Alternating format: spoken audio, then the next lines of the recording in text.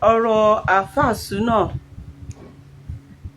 Súná àti ọba orin Òṣùpá Saheed ni mo fẹ́ sọ̀rọ̀ nípa ẹ̀.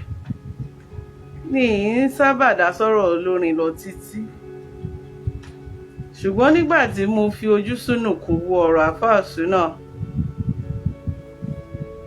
mo rí wípé ẹ̀kọ́ pọ̀ tá a máa kọ́ nínú ọ̀rọ̀ yìí. Ẹ̀kọ́ pọ̀ gan.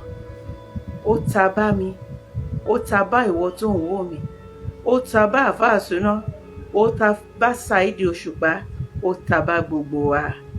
Torí mo farabalẹ̀ gbọ́ àlàyé àáfàá Súná.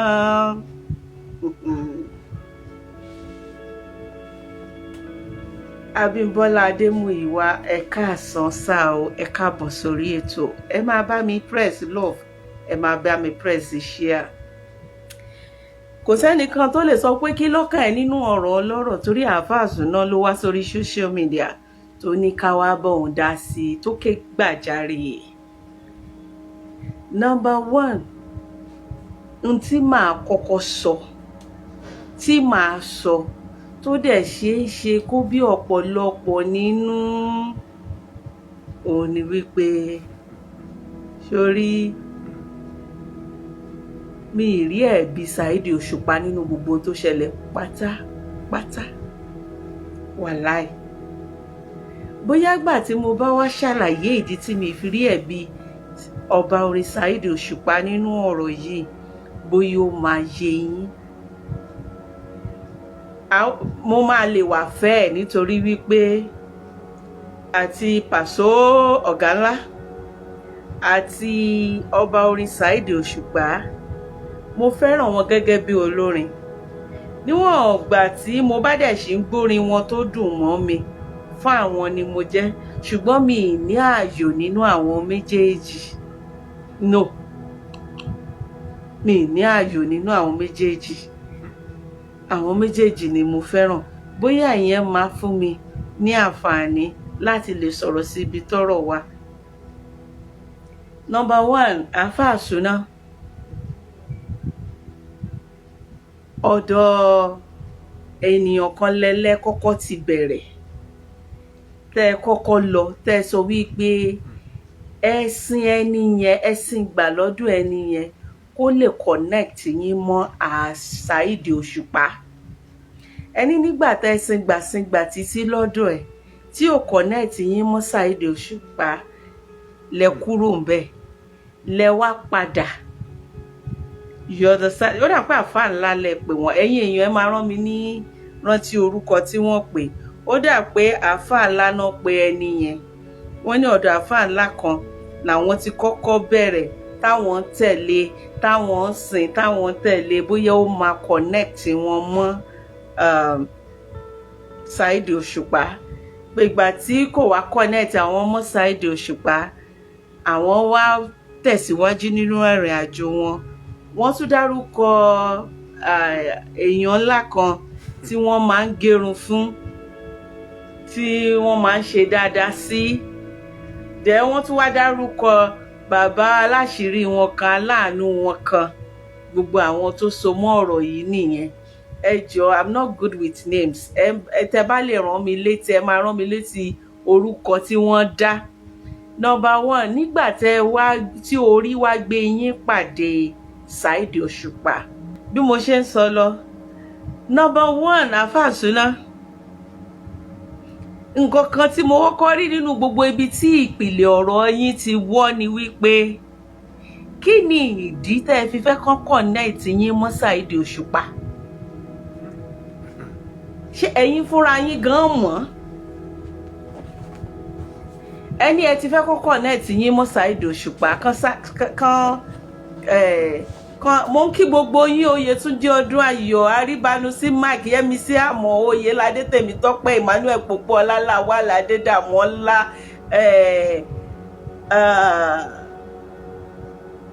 Ọládùnní Olúwabùsáyọ̀, Ọlámilékan Òjó, gbogbo yín ni mo kí. Ẹ jẹ́ kí n máa sọ̀rọ̀ lọ, mi ìfẹ́ wà distracted. Kí ni ìdí tẹ́ fi ń wá Saheed Òṣùpá gan?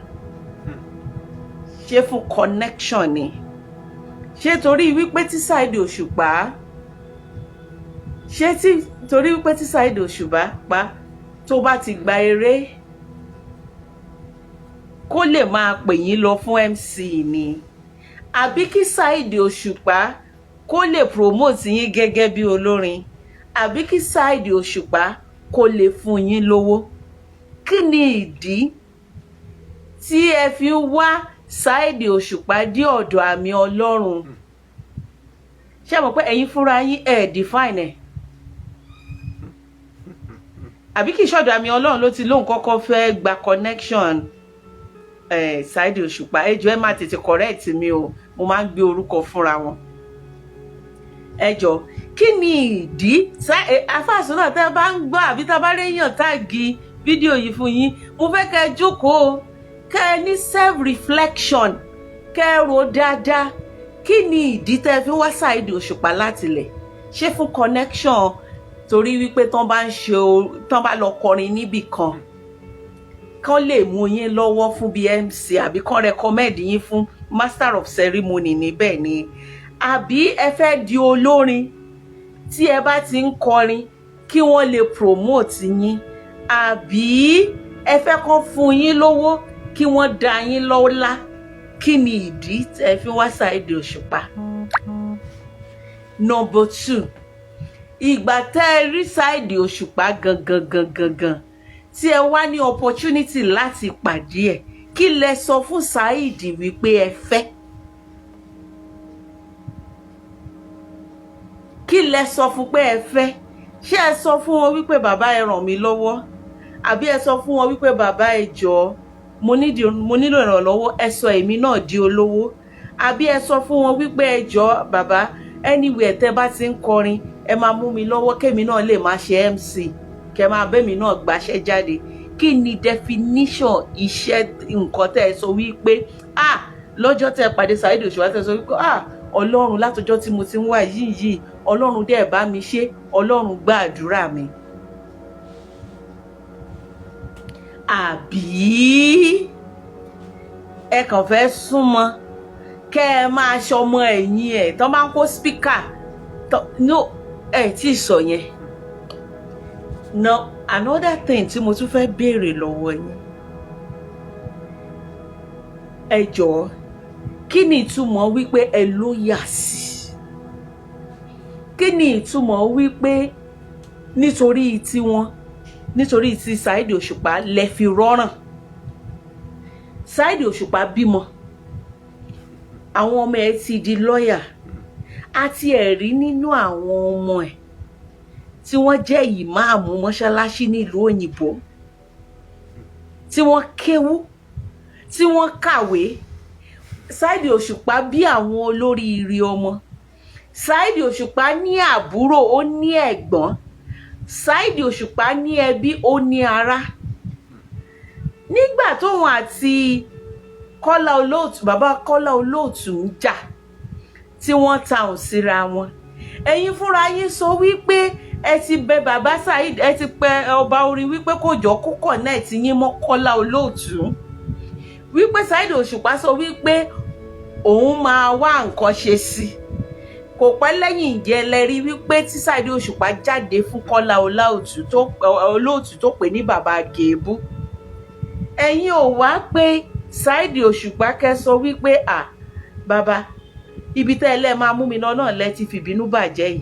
Ẹ wá seize opportunity yẹn kẹ́ ẹ bọ́ síta lórí social media kẹ́ ẹ bẹ bàbá Gèébú pé bàbá Gèébú, àbí kìí ṣe bàbá Gèébú ní ọba orin pè wọ́n, bàbá Kọ́lá Olóòtú ẹ má jà o, ẹ má bínú o, Saheed Òṣùpá ẹ jọ̀ọ́ o, ọmọ yín ni mo jẹ́ o.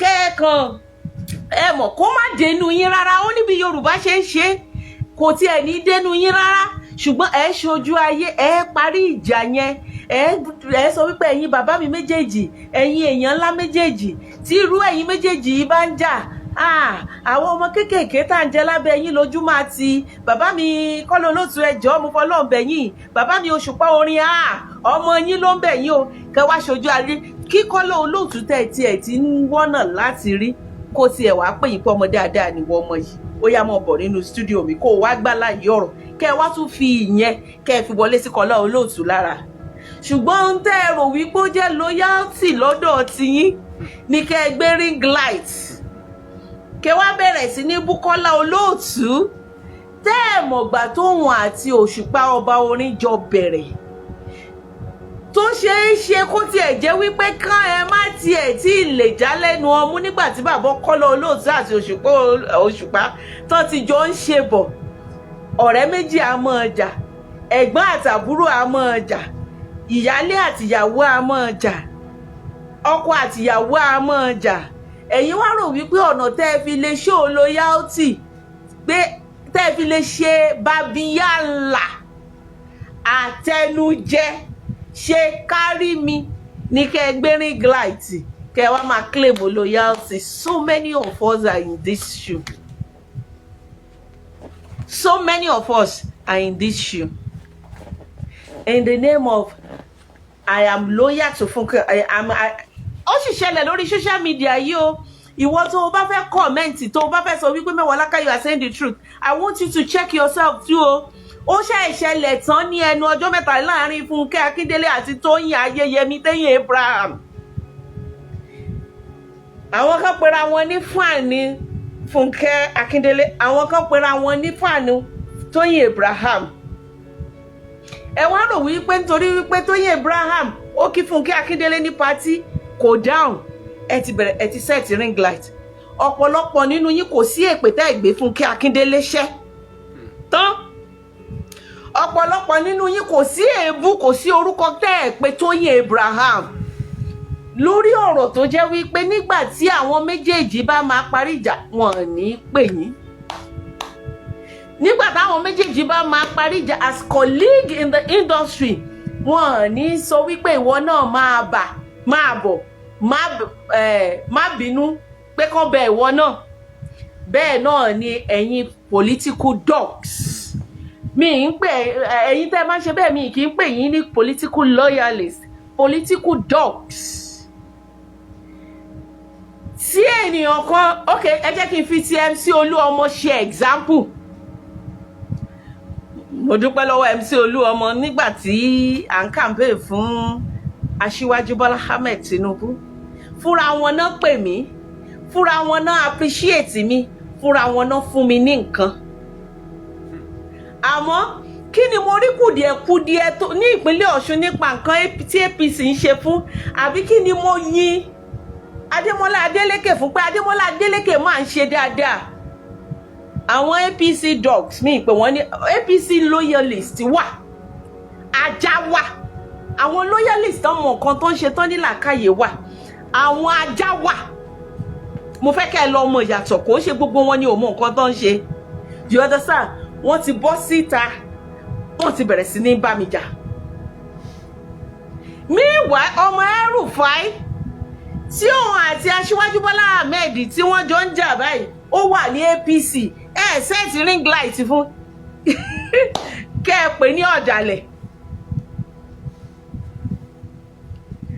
Aṣíwájú Bọ́lá Ahmed Tinubu ó lọ bẹ́ẹ̀ condolence ó lọ síbi òkú ìyá El-Rufai, political matter aside ó lọ síbẹ̀ ó lọ bá wọn kírun sí lára.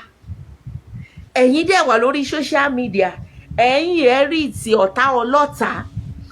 Àfáà Súnà kí ló fún yín ní impression wípé inheriting Saheed Òṣùpá enemies will make you see his favour?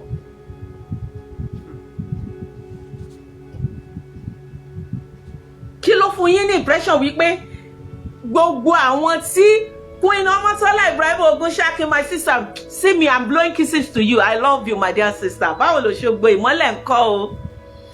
Ẹ má jẹ owó òkun o. Do you understand what I'm saying? Kí ló fún ẹ ní impression wípé torí pé o dẹ̀ ti set ring light ẹ wá gbọ́ ibi tẹ́yìn gan ti rí dínkù ibi àbí ọmọ David Mark ńkọ́ Àdìgún Akínbáyọ̀ á dáa fún yín. Ibi tẹ́yìn gan ti wá rí dínkù ara yín. Ẹni nígbà tẹ wá tẹ drag bàbá oníbàbá tán bàbá Kọ́lá Olóòtú tó ṣe ẹgbẹ́ bàbá ti yín tó jẹ́ wípé àwọn ọmọ Saheed Òṣùpá tó bíire tó kọ́ re, àbẹ́ mọ̀ sí pé Saheed Òṣùpá bí àwọn ọmọ tiẹ̀ re, ó kọ́ wọn re, wọ́n níwà re, wọ́n lọ́pọlọ pípé tí wọn ò bọ́ síta fún bàbá Kọ́lá Olóòtú, tó jẹ́ wípé tó bá dọ̀la tí wọ́n bá rí bàbá Kọ́lá Olóòtú wọ́n máa dọ̀bálẹ̀ kí bàbá ni. Wọ́n ṣe yẹn, ìwọ ó wá ní bàbá Saheed Òṣùpá promise ẹ ní 500,000 torí 500,000 audio, torí according to you ó ní wọn ò fún ẹ mọ́, torí 500,000 ló ṣe wá lọ inherit ogun ayérayé, ló ṣe lọ fẹnu kọ.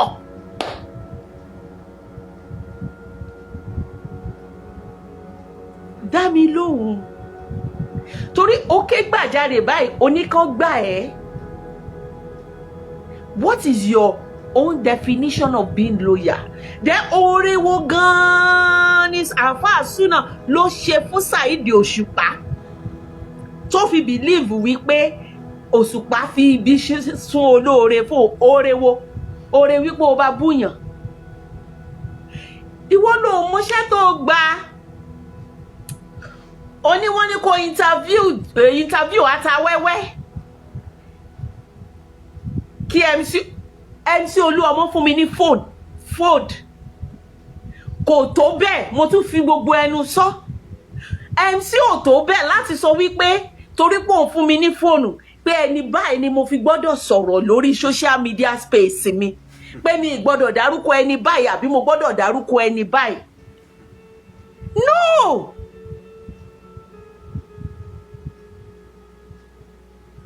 You don't get it. I appreciate him. I respect him. He will always be my Thomas or MC Olúọmọ ní anywhere tó bá bàjẹ́ ni ojúṣe mi láti sọ wípé kò rí bẹ́ẹ̀ o. MC Olúọmọ kò rí bẹ́ẹ̀ o. Èèyàn dáadáa ni, nǹkan báyìí ló ṣe fún mi, nǹkan báyìí ló ṣe fún mi, èèyàn dáadáa ni. Ṣùgbọ́n mi nítorí bẹ́ẹ̀ tán rí glite nítorí pọ́n àti Koko Zaria ń jà àbí kí lorúkọ bàbá New Chair Sego wípé wọ́n jà kébì náà wá set ring light kí wọ́n máa gbé Sego ṣépè àbí kí máa gbé Koko Zaria ṣépè kí n tèmi ṣé mo gba gáràjì ni mo bá wọn ṣe union ni kí ni mo mọ̀ nípa ọmọ onímọ́tò kí ni tèmi ìgbà wo náà bẹ̀rẹ̀ ọ̀rẹ́ ọjọ́ wo náà pàdé ibo náà mọ́ra wọn dé nítorí owó tán wá fún mi àti fóònù tó fún mi ó wá yẹ kí n sọ làákàyè nù lọ́jọ́ tí Koko Zaria àti Sego tán bá wá ọ̀gá ara wọn tán bá ní a ò jà mọ́ o MC Olúọmọ pẹ̀lú Koko Zaria ọ̀rẹ́ ni wá, ibo ni èmi Mẹ́wọ̀ọ́lá ká máa fojú sí kì í ṣe làákàyè kì í lo orí pípé. Bẹ́ẹ̀ náà làwọn Delta Boys tán bá ti fún yín ní 20,000 báyìí ẹni tó jẹ́ wípé tó bá gbé yín tó bá tì yín mọ́lé rówó gba lọ́yà lẹ máa àtàkì lóyà sí èèyàn kan, ṣé bọ́n ṣe ń lóyà sí èèyàn nìyẹn. That is why tí mi ṣe ní godfather àbí èèyàn kan, mi lólówó kan tí mò ń worship lórí space mi ní bàbá ìsàlẹ̀ kan àbí ìyá ìsàlẹ̀ kan tí mò ń worship lórí page mi, because you don't expect me just because you are fighting somebody on social media to inherit your enemies. No! Mo ní bàbá, yes, jẹ́ kí n lo eléyìí ẹ̀rọ àpọ̀ mo ní àǹfààní láti dárúkọ Malam Yusuf Adépọ̀jù. Mo máa ń sọ wípé bàbá mi ni nínú Islam, ẹ̀rí kí n bá wọn yẹn rí ìtì ọ̀tá ẹ̀rí, ẹ̀rí kí n bá wọn bọ́ síta kí n set ring light fẹ́yàn kan rí kí n sọ wípé mò ń bá wọn bú rárá. That is not the way to show appreciation. The only thing tí mo lè ṣe tí mo fi lè show wípé mo appreciate ẹni bóyá ó ń ṣọjọ́ òbí bóyá ó ń ṣe bóyá mo rí nǹkan tó dáa nípa ẹ̀ kí n sọ. That is it.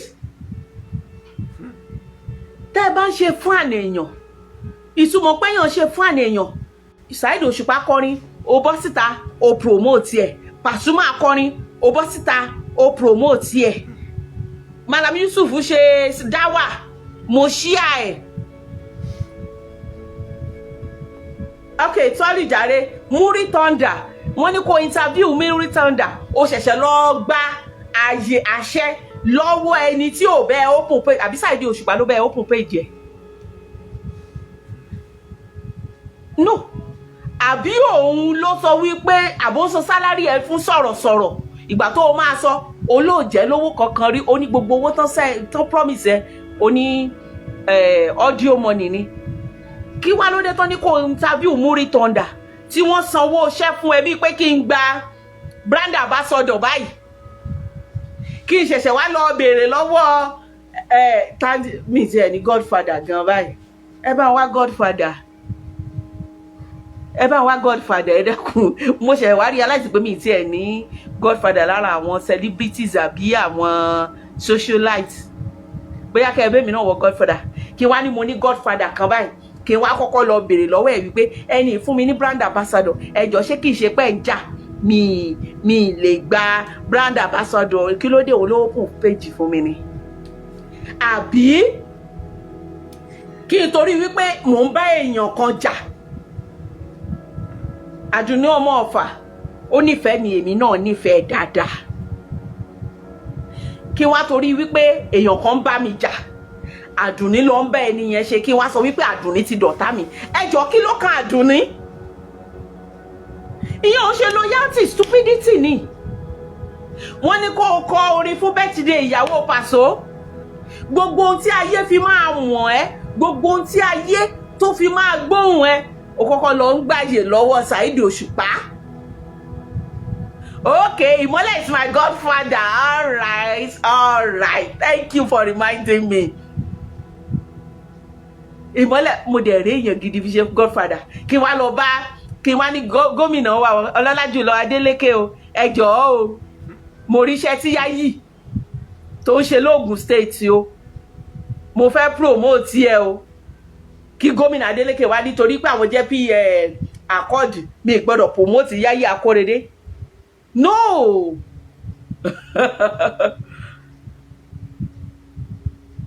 You understand? Fi làákàyè gbé.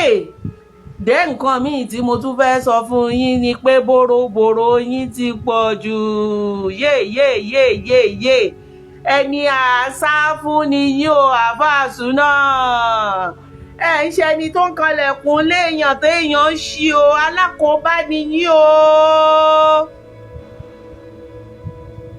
Bòròbòrò pọ̀ o gbogbo ń tẹ́ ẹ sọ sórí social media yìí àkóbá àdábá ni o. Ṣé rí gbogbo ń tẹ́ ẹ sọ yìí àsìkò tó yẹ kẹ́ ẹ sọ ní àsìkò tí wọ́n bá mú yín lọ́wọ́ báyìí tán mú yín dọ́dọ̀ Saheed Òṣùpá tán wá ní Saheed ọmọdé yìí ló ti yí padà sóhun jẹ́ kó sọ tẹnu ẹ̀ kẹ́ ẹ wá máa sọ fáwọn àgbààgbà tó jókòó pé ẹ bá mi béèrè lọ́wọ́ kínní wọ́n láwọn máa ràn mí lọ́wọ́ wọn ràn mí lọ́wọ́ wọ́n sọ báyìí ọ̀rọ̀ tí mo sọ fún wọn lọ́jọ́ sí wọ́n lọ sọ bóyá ọ̀rọ̀ yẹn ló wá ṣe àkóbá fún bàbá aláàánú mi tó fẹ́ ta lé ẹ̀ tó fẹ́ ta ọ̀nà ẹ̀ bóyá àmì Ọlọ́run ló dẹ̀ ń kọ́ wọn sí mi kì í ṣorí social media ló yẹ kẹ́ ẹ ti sọ̀rọ̀ yẹn o ẹ dẹ̀ ti sọ báyìí ẹyin lòun kò ṣeé kó. Mo ní ìbéèrè kan ṣé Saheed Òṣùpá tún lè bọ́ ọ ṣe mọ́ láyé ṣé àmì Ọlọ́run gan tó o sọ wípé abóhùnmọ̀ wípé o bá àmì Ọlọ́run lórúkọ jẹ́ ni àbí o mọ̀ wípé o ti fi ẹnu tú ti àmì Ọlọ́run ṣe láì gbọ́dọ̀ sọ nǹkan míì tó o sọ wípé àwọn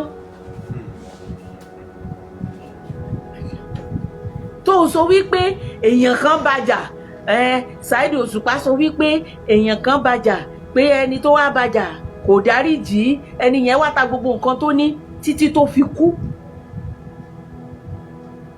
Ṣé o mọ̀ wípé o ti balẹ̀ jẹ́ o ti bọ̀nà jẹ́ o ti borúkọ jẹ́? Ṣé wọ́n ń sọrú ẹ̀ síta ni? O wá sọ ìyẹn tó ní kí ọmọ Nàìjíríà gbà ẹ́ o fẹ́ yọ ẹsẹ̀ nínú ọ̀fìn ayé o wá mú gbogbo ara o fi sí. Ṣé o mọ̀ pé o ti fẹ́nu kọ́ ni?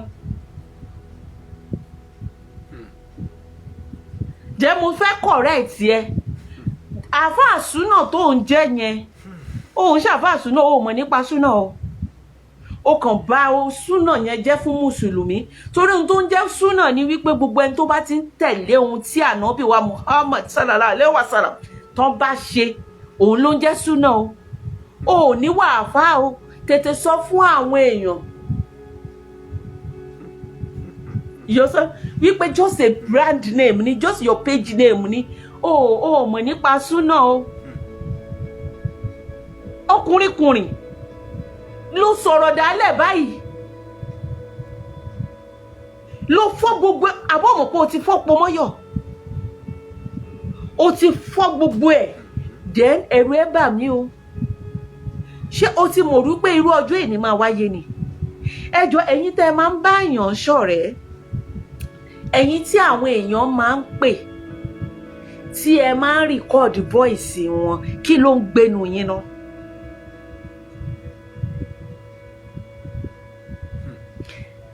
ẹ̀yin tí àwọn èèyàn máa ń bá sọ̀rọ̀ tẹ́nìyàn á dẹ̀ máa sọ̀rọ̀ tẹ́nìyàn á dẹ̀ máa flow tí ò dẹ̀ nímọ̀ tẹ́ ẹ̀ dẹ̀ máa tẹ record ẹjọ́ kí ló ń gbénu yín náà kí lẹ máa ń rò náà ṣé lásìkò tí ẹ ń bá ẹni yẹn ṣe dáadáa tẹ́ ẹ jọ ń rẹ́rìn yẹn ṣé ẹ ti ń plan ọjọ́ ìbànújẹ́ ọjọ́ burúkú ọjọ́ tẹ́ ẹ máa bá tiẹ̀ jẹ́ even lásìkò tí ò sí problem.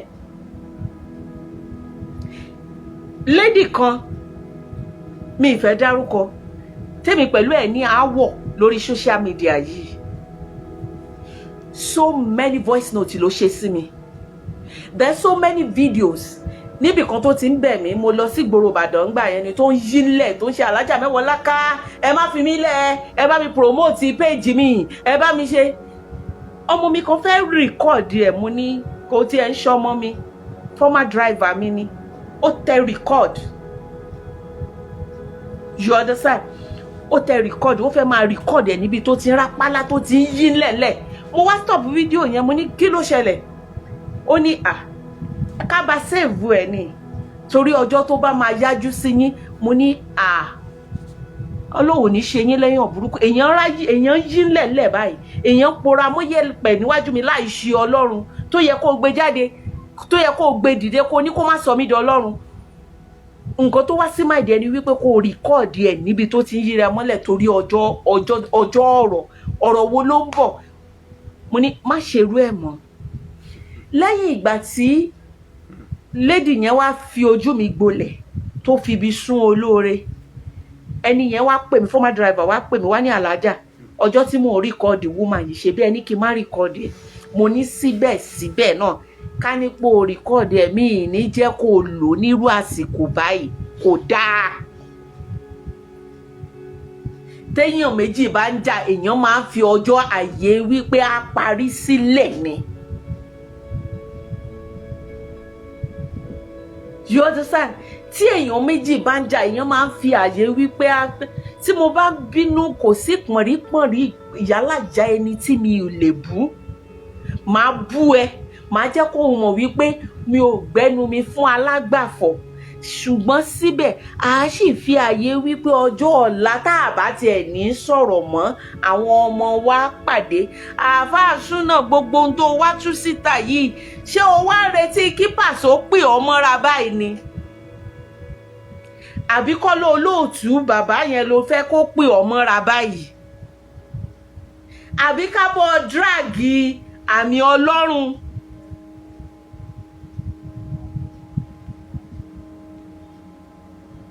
You understand? Àbí kì í ṣe àmì ọ̀run àbí àmì Ọlọ́run ni kábọ̀ dráàgì ọmọ àmì Ọlọ́run ṣé nǹkan tó pé kó tú ọwọ́ lọ́rùn ẹ o kó má pa ẹ́ ni o I don't know. Ó sọ̀rọ̀ ju ìyàwó kú mọ́ oyún kú mọ́ ìyàwó ẹ nínú èyí oyún kú mọ́ ìyàwó ẹ àbí ọmọ kú mọ́ ìyàwó ẹ nínú ó tún wá ṣe CS ó tún wá ṣe kinní kan olórí ẹ ó fẹ́ ta lé 600 million tẹ́ ń bẹ lọ́hùn kéèyàn ṣé olóore ọ̀hún gan kò ní fi ọjọ́ tó ń mú ẹ tó ń pọ́n ẹ káàkiri ṣé kò ní fi ọjọ́ yẹn ré. ẹ dá mi lóhùn àgbà òṣèré kan ló pè mí nígbà tí ìjà Koko Zaria àti kinní kọ́kọ́ ṣẹlẹ̀ àti MC Olúọmọ kọ́kọ́ ṣẹlẹ̀ ó ní kí n bọ́ síta kí n lọ defend MC Olúọmọ mo ní bí ibo mo ní tẹ́ bá fẹ́ kí n defend wọn bíi pé èèyàn dáadáa ni wọ́n nǹkan táwọn èèyàn sọ nípa wọn lọ́pọ̀ ìgbà kò rí bẹ́ẹ̀ mo lè ṣe yẹn ṣùgbọ́n kí n bọ́ síta kí n lọ máa bú Koko Zaria kí ló ṣẹlẹ̀ Azal ṣé ẹ ti wò mí dáadáa bí ẹni pé orí mi ò pé ẹ ti wò wí pé mo gọ̀ ni àbí kò yé mi àbí mo ponú ọ̀pọ̀lọpọ̀ ẹ̀yin bloggers lẹ́dẹ̀ máa ń ṣe ẹ̀ ní wọ́n sanwó fún yín ẹ̀ nítorí pé ẹ láìkì èèyàn kan. If you have a Nollywood celebrities that you love, promote his or her movie. Promote her movie. Promote his movie. Celebrate his birthday. Celebrate his family. Post the picture. You understand? Post his picture. Post her pictures. Say something beautiful, something nice about him or her. That is how to be somebody's fan. So being somebody's fan or loving somebody or being loyal to somebody doesn't mean you should inherit the person's enemy. Ìjà tán máa jà tán ní pé yín. Tí gómìnà Adeleke tó jẹ́ godfather mi báyìí. Torí ẹ ti ní òun ni godfather mi. That means ìfẹ́ tí mo ní sí wọn hàn tó bẹ́ẹ̀ gẹ́ tí àwọn èèyàn fi mọ̀ wípé godfather mi ni. Now, gómìnà Adeleke báyìí bó ṣe jẹ́ godfather mi tó tẹ́ ẹ ṣe wò wípé òun ló máa jẹ́ godfather mi tó ǹjẹ́ ẹ mọ̀ wípé tí ọmọ ẹ bá ń ṣe ìyàwó kò tiẹ̀ ń ṣe pé tọmọ ẹ bá ṣe ìyàwó wedding ọmọ wọn tán ṣe láàsì ǹjẹ́ ẹ rí mẹ́wọ̀ lákàmbẹ̀ ẹ dáhùn wedding ọmọ wọn tí wọ́n ṣe níbi tán ti ṣe bàjẹ́ bẹ̀bẹ̀ ǹjẹ́ ẹ rí mẹ́wọ̀ lákàmbẹ̀ ẹ rí mẹ́wọ̀ lákà ṣé Sanwó-Olú ò wá APC ní Sanwó-Olú mo sure wípé tí aṣíwájú bá ráyè á wá exactly kí ló ṣe wá tá kí n ronú ná Òṣùpá ò jẹ́ lówó kankan mo dẹ̀ like method tó Òṣùpá lò fún ẹ o ní Òṣùpá sọ wípé kó o lọ wá iṣẹ́ wá I love that Òṣùpá lòun promise ẹ ní 500,000 ọlọ́mọ mà torí poverty dá wa sí o Saheed Òṣùpá ọba orin ẹ lè fẹ́ fún mi lówó kẹ́ fún mi ní 500,000 sà rárá sà kì í ṣe pé mo feel entitled sà o sà ẹ fún mi jù bẹ́ẹ̀ lọ torí ẹ wò mí wípé mo worth jù bẹ́ẹ̀ lọ sà ṣùgbọ́n nígbà tó ti rí ẹbí alátẹnujẹ babíyàlà oníkóbókóbó tó bá ti rówó kò sí tí ò lè sọ bóyá ti fi 20,000 dán ẹ wò tó ti sọ tí ò yẹ kó o sọ bóyá ti fi 100,000 dẹ́rù bẹ́ẹ̀ tó ti ìwọ tó tú àṣírí bẹ́ẹ̀ Ọlọ́run ló mọyì àṣírí àwọn èèyàn gan tó ti fún Òṣùpá but the problem is Saheed Òṣùpá ò ní bọ́ síta kó sẹ́ǹtì ring light kó lóun ṣàlàyé baba is too big for that baba is too big for that so Saheed ìwọ náà mọ̀ pé baba Saheed Òṣùpá ò ní bọ́ síta kó sọ wípé àáfàá Súná sọ wípé lágbájá kìíní ta ló mọyì àṣírí ta ló mọyì ọ̀rọ̀ àmì Ọlọ́run tí wọ́n gan ti sọ fún Saheed Òṣùpá ta ló mọyì àṣírí bàbá aláṣírí ẹ tó ti sọ fún Saheed Òṣùpá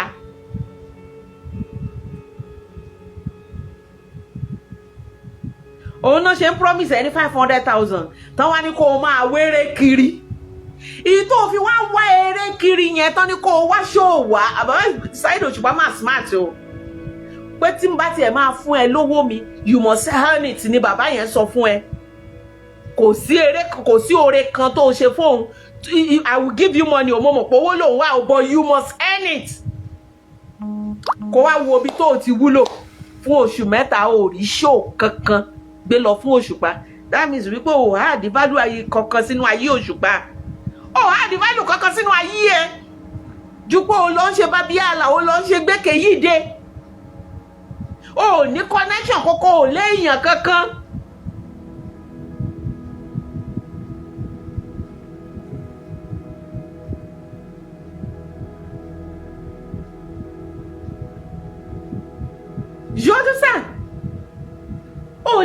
kankan ó rí 500,000 gbà so oore wo ló wá sọ fún Òṣùpá oore wípé ó ń sọ̀rọ̀ ó record voice ẹ̀ oore wípé òun àti bàbá Kọ́lá Olóòtú jà ó set ring light lórí péjì tó ti monetize tó fi hẹ́ẹ̀nì owó dàbí lóhùn lórí péjì tó ti ṣe èbó fi wọ́n powó ni ó fi wọ́n powó ni nàún àbí òun rẹ̀ kó lọ gbàró dán wá ìwọ náà dẹ̀ lọ ṣọ̀gún ẹjọ́ ẹ bá àáfà yẹkúnú mẹ mí mọ́ kíní yẹn pé ta ló para lé yí ní yẹkúnú mẹ gan yọdún sàn kí wọ́n láǹfààní ẹ̀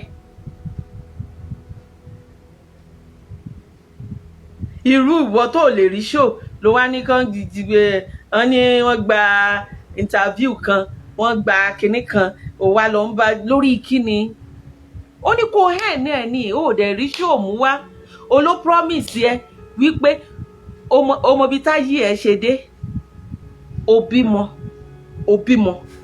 ìyàwó ẹ bímọ Saheed Òṣùpá ò fowó ọmọ ránṣẹ́ débi tó tiẹ̀ máa gbé fóònù tó máa pè tó máa ní gbé fóònù fún ìyàwó ẹ̀ mo fẹ́ kí kó ewu ọmọ wọ́n ti mọ orú ẹ̀dá tó jẹ́ àfáàsù náà bẹ́ẹ̀ ni ó bímọ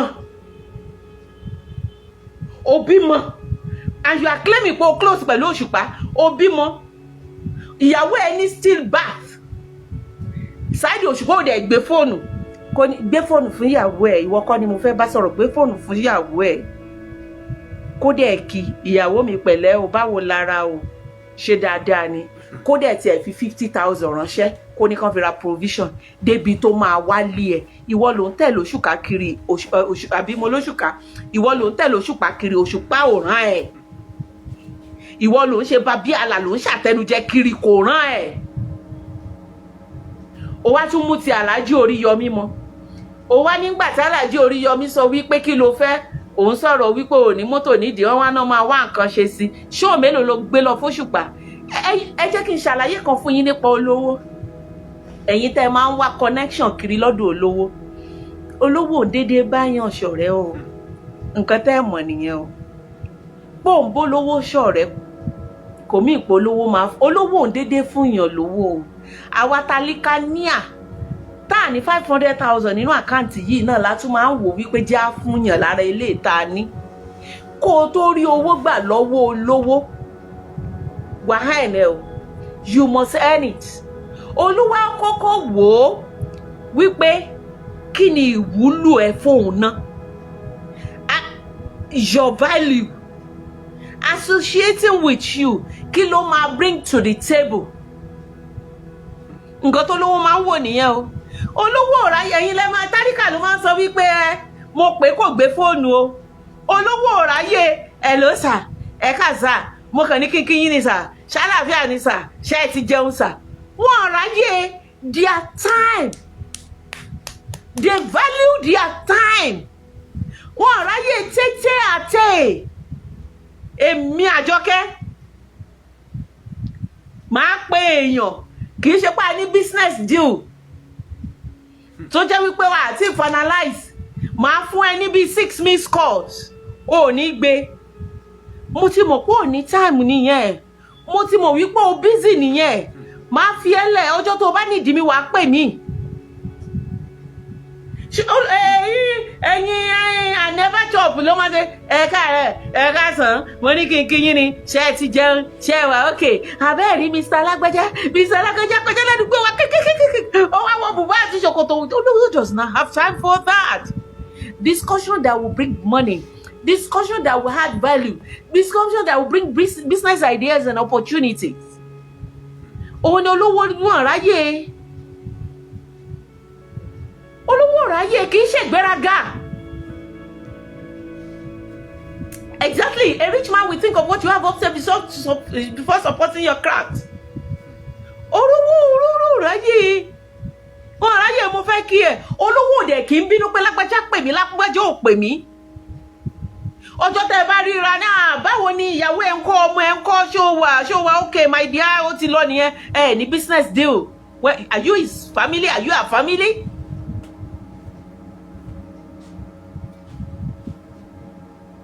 Aransiola Nurudeen, only madam, you are vomiting nonsense. Go and check all those hip-hop artists. They give out money like water. Ìwọ náà lọ gbà tiẹ̀ lọ́wọ́ wọn. Aransiola, tó bá jẹ́ wípé àwọn hip-hop artists ń fúnyàn lówó like water, lọ gbà tiẹ̀ lọ́wọ́ wọn. Burna Boy VDM lówó. Kò ní VDM wúlò fún Burna Boy ni. Davido lọ sórí live chat kí lorúkọ ọmọ Pella. Ó rò wípé Pella ò good fún PR ẹ ni. Alẹ́ ẹ̀gbọ́n lady kan ṣe street cooking Ṣèyí Tinubu fún lówó ṣé ẹ mọ̀ wípé ó good fún PR ṣe kíní yẹn kàn jẹ́ PR gọ́rọ̀ gíní. Lọ jókòó sílé Pàṣọ kó lá fún ẹ lówó ẹni ẹlẹ́ni tí ò kì í sùn tó jẹ́ wípé àárọ̀ àtọ̀sán àtalẹ́ ló fi ń compose orin àárọ̀ àtọ̀sán ló fi ń wá show kiri á kówó fún ẹ. They play so Àfáà Súnà kò sábì àmọ́ ayé kan tó fẹ́ gbà yín o. Ibi tẹ́ ẹ fẹnu kọ dé ni kẹ́ ẹ lọ wọlé kẹ́ ẹ bẹ Ọlọ́run tẹ́ ẹ bá sì mọ Ọlọ́run tẹ́ ẹ bá máa wá ṣe súnà tẹ́ ẹ bá máa jẹ́ kí ọ̀rọ̀ Ọlọ́run ṣe mọ́ yín lára kẹ́ ẹ tẹ̀ lọ túbá kẹ́ ẹ wá bẹ lọ́hùn àtòṣùpá àtàmì Ọlọ́run àti bàbá aláàánú yín mo bìlí pọ̀ Ọlọ́run náà ké pé Ọlọ́run ló dé ẹ̀dá wọn tó bá jẹ́ wípé as allegedly tẹ́ ẹ bá bìlí pé àwọn ló ń ṣe yín wọn ṣàlágbára tọ́lọ̀ bóyá kẹ́ ẹ lọ bẹ lọ́hùn tẹ́ ẹ bá dẹ̀ ẹ̀ṣẹ̀ wọn kẹ́ ẹ lọ tọrọ àforíjì lọ́dọ̀ Ọlọ́run kò yé. Aransiola ilé ní promise is a debt. If Òṣùpá truly promise Àfáà Súnà he should fulfill it. Lọ kọwọ́ bọ owó àpò Òṣùpá kó lọ kó fún Àfáà Súnà.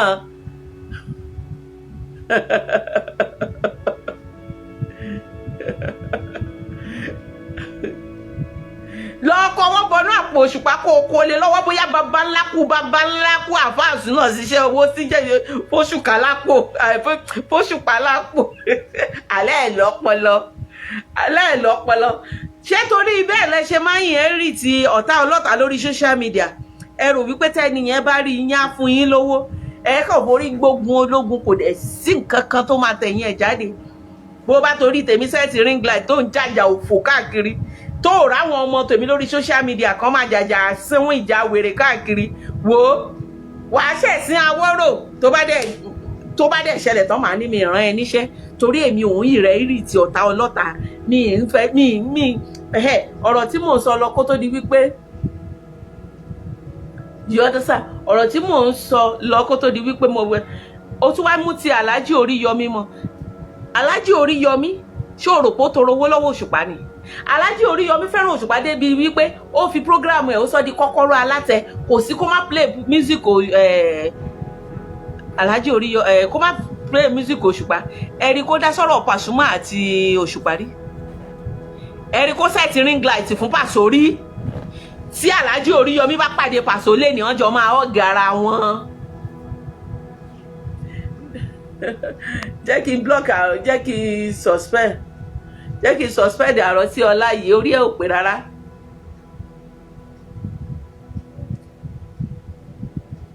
You understand? Ọmọ àwọn ọ̀gá ara wọn. Now Àfáà Súnà Oríyọmí wá pè ẹ́ ó ní kí ló fẹ́ ó ní kí ló dé tó set ring light kíní kan ni mo ti notice sórí ẹni tó bá ti ń torí ìtẹ̀yàn búyàn mo ti ṣàkíyèsí kíní nínú àwọn sọ̀rọ̀sọ̀rọ̀ ẹni tó bá ti ń torí èèyàn tó sọ wípé torí pé o nífẹ̀ẹ́ mi báyìí tó wá set ring light fẹ́ lómi tó bẹ̀rẹ̀ sí ní bu tó bá di ọjọ́ kan wàá padà bú mi ẹ wo ti Ojú Abẹ àti Akeem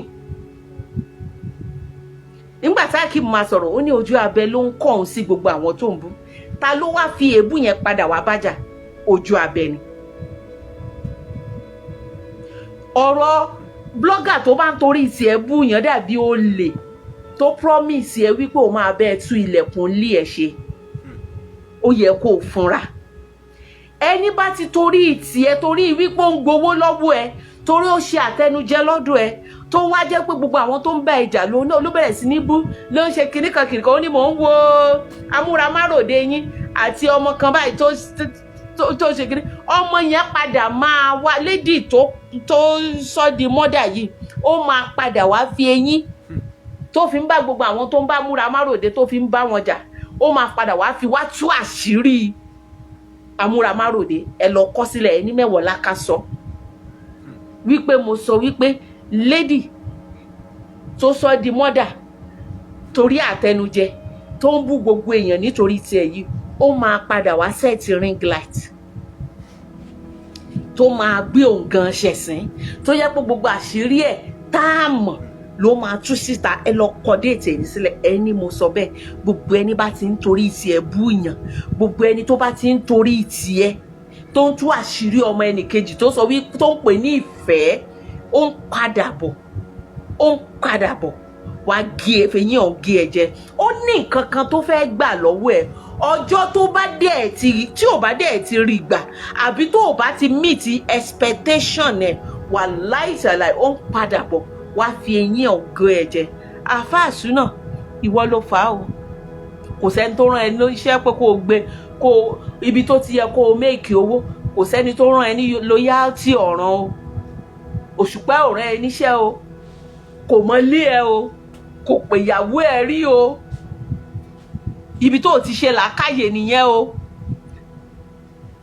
Kò mọ ilé ẹ o. Kò pè ìyàwó ẹ rí o. O ní nǹkan ayọ̀ ṣe kó wá o. So how dare you say you are close to him? So what do you want us to do now? Kábẹ́ẹ̀sì àti Òṣùpá.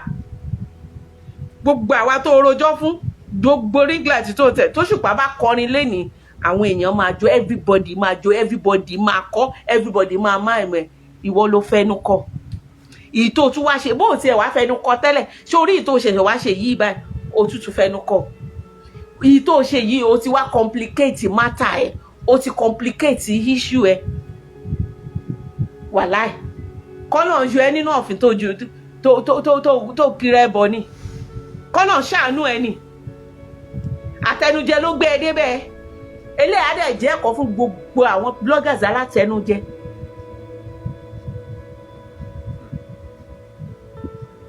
You understand? Eléyìí jẹ́ ẹ̀kọ́ fún gbogbo àwọn alátẹnujẹ tójú bọlé ẹná lúrù, tẹ́ máa ń wá olówó kiri, tẹ́ máa ń wá aláàánú orí social media kiri, tẹ́ ń wá jẹ́ sọ bí wèrè orí Facebook ṣe máa ń sọ, tẹ́ ń wá donation kiri. Eléyìí náà wá jẹ́ ẹ̀kọ́ fún yín. Iṣẹ́ ọwọ́ yín, ẹ má jẹ́ kó tàn yín jẹ. Ring light, pé asset ring light kò ń ṣe reality wa. Reality, mo máa ń sọ̀rọ̀ kan táwọn èèyàn bá sọ wípé Mẹ́wọ̀ọ́lá, you are working too hard. Mẹ́wọ̀ọ́lá, you don't why báwo ló ṣe ń cope. Mo máa ń sọ pé tí Mark Zuckerberg bá tiẹ̀ jí lọ́jọ́ kan tó bá lóun ò fẹ́ Nigerians lórí social media mọ́, lórí Facebook nǹkan, àbí kí Tinubu tiẹ̀ jí lọ́jọ́ kan kó lóun ò fẹ́ bloggers Nàìjíríà mọ́ lórí social media, mọ̀ ń kọ́ ṣé mi ní nǹkan tí màá ṣé mi ní nǹkan tí màá fall back. Facebook is not my reality. That is why you can't see my children on Facebook. That is why you can't see me posting my husband on Facebook. My past tẹ́ ti mọ̀ náà lẹ́tí mọ̀. Àfáà Súnà, ṣé o rántí? Mo máa ń sọ̀rọ̀ kan, mo máa ń dúró dọjọ́ ọ̀rọ̀ lára èèyàn ni. Ṣé o rántí wípé o ti wá fún mi rí lórí ọ̀rọ̀ tí ò kàn ẹ́, tó ò mọwọ́, tó ò mẹsẹ̀? Ṣé o rántí? Ó dà pé ọ̀rọ̀ ẹ̀sìn ni mo sọ, àbí mo kàn sọ̀rọ̀ kan tí ò kàn ẹ́? Kì í ṣe lórí ọ̀rọ̀ Saheed Òṣùpá yìí náà ni, ọ̀rọ̀ ọlọ́rọ̀ ni o. O ti gbé bọ́dì mi, o gbé kúrò ńbẹ̀, o gbórí ẹran sí. Until my husband called you to warn you. If not for my husband, tó ní kóun tó deal pẹ̀lú ẹ̀, kóun kọ́kọ́ pè ẹ́, kóun kọ́kọ́ wò bóyá o máa wo ọmọlúàbí, ẹ máa settle amicably kó tó ní pé o lọ delete ẹ̀. Eléyìí He said Òṣùpá asked him to abuse Baba Gebu, so please. Tí Òṣùpá bá ní kó lọ tọwọ́ bọ náà, á tọwọ́ bọ̀. Àìmọye àwọn tó ti pè mí náà. Kí n bá wọn bú Koko Zaria àti Sego. Àìmọye àwọn tó ti pè mí. Tán ni jáde tán. Fún àwọn èèyàn tí mi gbọ́dọ̀ dárúkọ. Àìmọye àṣírí aláṣírí tó wà lọ́wọ́ mi tó gbé àṣírí wọn wá tán ní kí n bọ́ síta. Ohun tí mo ń béèrè lọ́wọ́ wọn nípa àbúrò wọn ńkọ́, ìyá yín ńkọ́, ẹ̀gbọ́n yín ńkọ́, àbúrò yín ńkọ́. Wọ́n ní Facebook page ni. Ṣe mú eléyìí lọ fún wọn.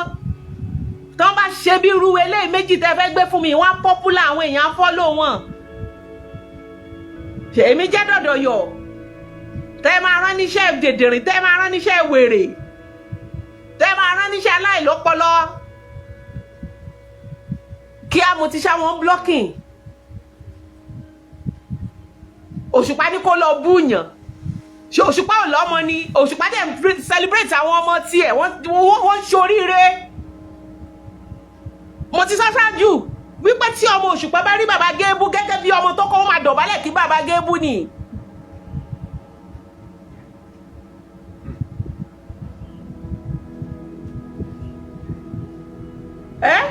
Gbogbo àsìkò yẹn náà tó dẹ̀ ń claim pé lóyà náà ló dẹ̀ ń record gbogbo voice èjì ló ń record gbogbo voice note Òṣùpá. Ẹ dá mi lóhùn. Ó tún ní mo mà b'Òṣùpá yọ̀ o. Wàláì mo b'Òṣùpá yọ̀.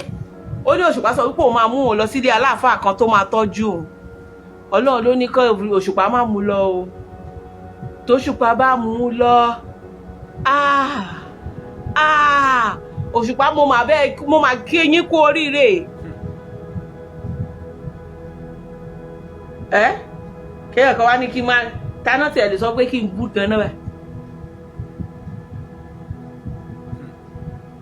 Ṣebí wọ́n wá gbéṣẹ́ MFM fún Maureen Bàdéjọ ni. Ṣebí wọ́n wá gbé tó ń pariwo evidence wà, fact wà. Ẹni tó gbéṣẹ́ wá fún Maureen Bàdéjọ òun dà báyìí. Maureen Bàdéjọ wà ní kirikiri.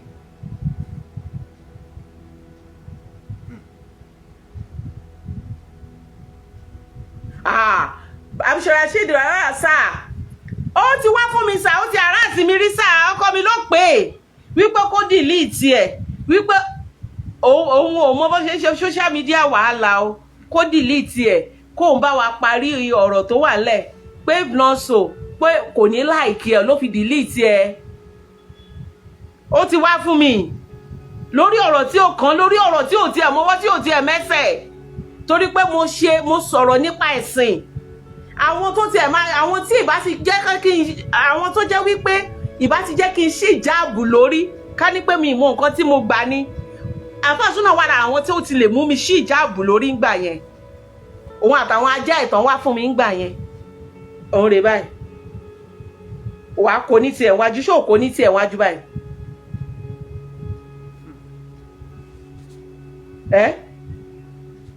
Bó ṣe politician náà ni èlò lẹ́dẹ̀ ń gbà. Àwọn tó ń gbowó lówó, àwọn tó ń gbowó gidi gan tó ń fún ní millions, multiple millions of naira. Wọ́n fi ọpọlọ ṣe campaign, wọ́n fi ọpọlọ ṣe iṣẹ́. Irọ́ ti yín kọ́. Àbí o, bóyá Òṣùpá ló dẹ̀ rán sí mi. Ẹ jẹ́ á béèrè lọ́wọ́ ẹ̀, bóyá Saheed Òṣùpá ló ní kó gbé bọ́dì mi kúrò kó gbórí ewé. Ó máa gbórí ẹran sí ni.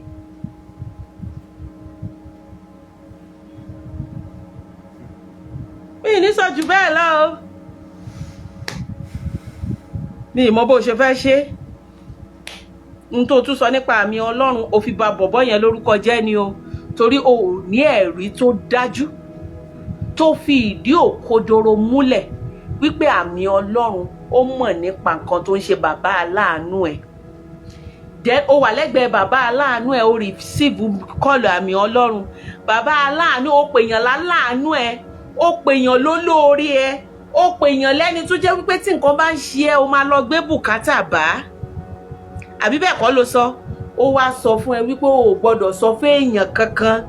Saheed Òṣùpá tó o ní kò ṣe ẹ́ lóore kan rí ló wá lọ tú àṣírí fún. Dá mi lóhùn.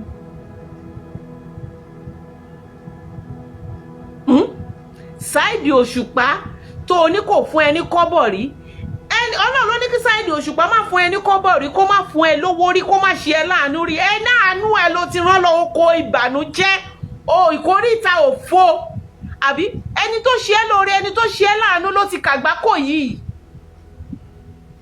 Àbí wo rò bẹ́ẹ̀ ni àfàsúná? Ẹni tó ṣe ẹ lóore, ẹni tó lọ máa ń rí sábà, ẹni tó gbé bùkátà ẹ, òun ló ti rán lọ sí oko ìbànújẹ́, oko ọ̀ràn, oko ìgbèsè, oko kẹ́ni má níyì. Ọlọ́run ló wá ní kí Saheed Òṣùpá má, kí ló dẹ̀ fi bá ti ẹni ẹlẹ́ni jẹ́? Békebéke ẹnu, àsọjù ọ̀rọ̀, gbéke yíde láti bí lọ síbì kan. Ta ló tiẹ̀ mọ̀ bóyá Saheed Òṣùpá pé ẹni ẹlẹ́ni ni láti wọ́ọ̀nù ẹ̀ wípé ẹ gbọ́ báyìí báyìí lẹ sọ, ẹ ṣọ́ra. Oní Saheed Òṣùpá pé ẹ wípé ó sọ fún àwọn èèyàn pé kán má gbéṣẹ́ fún ẹ mọ́, pé kán má ní nǹkan ṣe pẹ̀lú ẹ mọ́. Nígbà tí Saheed Òṣùpá ti mọ̀ wípé alákòóbá ni ẹ́, nígbà Saheed Òṣùpá ti rí pé ìsọkúsọ ẹ ti pọ̀ jù, ò ní gògògóńgò, ò ní ibi gẹ́gẹ́ bí ọkùnrin tó ń gbọ́rọ̀ sí àwọn obìnrin gan. Tá a bá ń bínú, a lè bínú ká fara ya, ó sì ní àwọn nǹkan kan tá a máa ṣẹ́kù sísàlẹ̀kùn. Àwa lè máa halẹ̀ pé a máa tú àṣírí o, ṣùgbọ́n àwa gan mọ̀ wípé a gbọ́dọ̀ tú, kì í ṣe nítorí èní, nítorí ọ̀la ni. Àwa gan mọ̀ wípé tá a bá la máa tú àṣírí, a gbọ́dọ̀ tú, kì í ṣe nítorí èní, kì í ṣe nítorí ẹni yẹn, nítorí àwọn ọmọ tiwa gan ni. A kàn lè fi halẹ̀ mẹ́ni yẹn wípé wò ó, àṣírí ẹ wà lọ́wọ́ mi. Ìwọ ọkùnrin, o wá mú ọ̀rọ̀, o kàn dá sílẹ̀, o kàn ń jàǹbálá, o wà ní ọ̀rọ̀ lórí social media, kò sí kọ́má, kò sí apostrophe, kò sí full stop.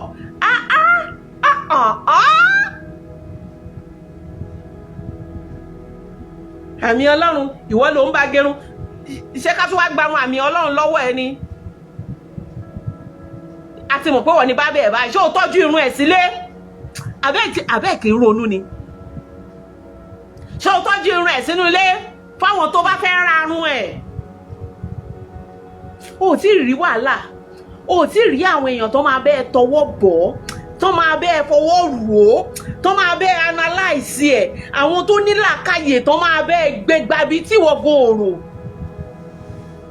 Ìwọ ló ń bá fárun ẹ̀, ṣé ìwọ tó tọ́jú voice note olóore ẹ, bóyá o ti tọ́jú irun àmì Ọlọ́run sílé fáwọn ọ̀tá ẹ̀ tó bá fẹ́ lò ó, ṣé o ní làákàyè ṣá?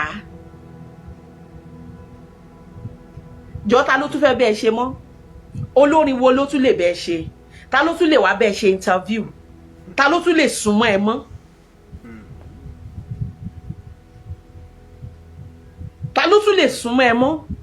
Wá set ring light, wá play voice note. Orí ẹ ò pé, má bínú o, má bínú o, orí ẹ ò pé, èyí ò gbọ́dọ̀ fẹ́rú ẹ lọ́kọ, ò ní gògògóńgò tí wọ́n gbé ọ̀rọ̀ sí, ò lè bá àgbà jẹun, ò lè bá àgbà rìn, ò lè bá àgbà rìn, ò dẹ̀ lè rí opportunity kó mọ̀ lò. Ọ̀pọ̀lọpọ̀ yín, when you see opportunity, you don't know how to seize it. What you are always looking for is money. Tẹ́ bá pàdé mẹ́wàá lákàlẹ́ ní bó ṣe máa fún yín lówó lẹ́ máa mọ bí ẹ ṣe máa wò wípé kí ni mo lò lo mẹ́wàá láká fún. Àwọn kan lò mí lọ́wọ́lọ́wọ́ tán súnmọ́ mi, tán jẹ́ ọmọ fún mi, tán fi orúkọ mi pa millions in a legal way tí mi ì dẹ̀ fún ní 10 kọ́bọ̀ rí.